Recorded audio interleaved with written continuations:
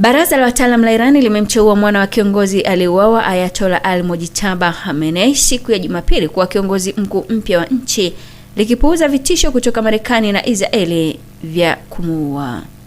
Siku 9 mara baada ya mashambulizi ya Marekani na Israeli kumuua Ayatollah al-Khamenei na kulitumbukiza katika eneo la Mashariki ya Kati katika vita, serikali ya kidini ya Irani kupitia baraza la wataalamu ilikutana kuchagua kiongozi wao mpya. Mujtaba Khamenei mwenye umri wa miaka 56 ameteuliwa na kutangazwa kuwa kiongozi wa tatu wa mfumo mtakatifu wa Jamhuri ya Kiislamu ya Irani kwa msingi wa kura ya maamuzi ya wawakilishi waheshimiwa baraza la wataalamu.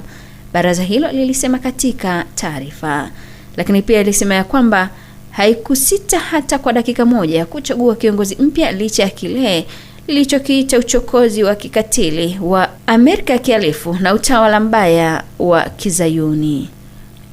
Rais wa Marekani Donald Trump hapo awali alimpuuza Khamenei mdogo, akimuita mtu dhaifu asiye na uzito mkubwa, na Jumapili alisisitiza tena ya kwamba anapaswa kuwa na sauti katika uteuzi wa kiongozi mpya.